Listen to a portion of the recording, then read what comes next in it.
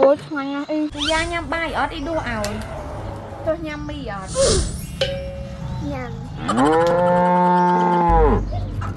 ចេញភាសាម៉ែដើរកឋិនតាមវត្តបាត់ខ្ញុំនៅផ្ទះម្នាក់ឯងសឹងរាល់ថ្ងៃតែបានក្មួយមួយគ្រាន់មកកំដរស្ងាត់ជិះកង់ម៉ាឡេរៀងល្ងាចម៉ោងឡើង5ហើយសួរគាត់ហូបបាយអត់ហូបទេតែចង់ហូបមីខ្ញុំក៏ចង់ហូបដែរ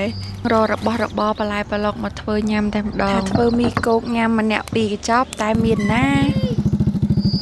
ពីរអ្នកទៀតចូលខ្វិតមកឲ្យចំពេលសំហូបដែរហ្មងអញ្ចឹងម្នាក់មកកញ្ចប់បដោយខ្ញុំថាបើហូបដែររៀងយប់បន្តិចឯណានៅកើតអត់គាត់ថាអត់អីទេអ៊ីឲ្យតែបានញ៉ាំស្មើណាក៏បានដែរព្រោះមីគោកហ្នឹងចំណូលចិត្តហើយអត់ធ្វើតែមីសតទេមានបន្លែពងក្រួយស្ងោរហើយនឹងពងទាចៀនពងក្រួយតែរើសថ្មី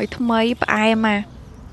បន្លែការ៉ុតហើយនឹងខាត់ណាខៀវមីគោកមាន4កញ្ចប់រសជាតិផ្សេងគ្នាអញ្ចឹងឲ្យរើសតាមចំណូលចិត្តហ្មងទៅតោះពីណាយករសជាតិអីគេខ្លះ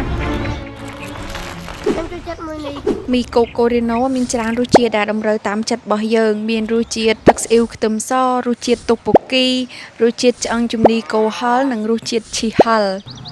របៀបធ្វើស្រួលមែនតើបើធ្វើមកកញ្ចប់ញ៉ាំដាំទឹក400មីលីលីត្រឲ្យពុះរួចហើយចម្អិនមីចូលរយៈពេល3នាទីបន្ទាប់មកដួសទឹកក្តៅស្រុះមី3ស្លាបព្រាដាក់ចូលចានហើយហែកកញ្ចប់គ្រឿងទេសនិងប្រេងដែលមាននៅក្នុងកញ្ចប់មីស្រាប់ចាក់ចូលច្បល់ឲ្យសព្វរួចដាក់មីច្បល់ឲ្យសព្វចូលជាតិគ្នាជាមួយទឹកស៊ុសទៅជាការស្រេច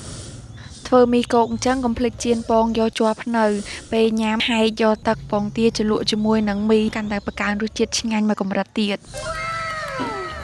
សរសៃមីគោកូរ៉េណូវែងសឡូនទន់ស្វិតឆ្ងាញ់មែនតើរសជាតិដូចញ៉ាំតាមហាង street food អញ្ចឹងមើលតែក្មួយខ្ញុំទៅដឹងហើយញ៉ាំអត់ដាក់មាត់ទេត្រូវគ្រប់វ័យហ្មងសំខាន់ងាយធ្វើឆ្ងាញ់ដោយអត់ពិបាកថែមគ្រឿងអីផ្សេងទាំងអស់មានតែសាច់និងបន្លែតិចតួចធ្វើញ៉ាំបានគ្រប់ពេលចាំមើលពេលម៉ែនៅផ្ទះធ្វើឲ្យម៉ែពិសាឲ្យឈ្ងុយឆ្ងាញ់ម្ដង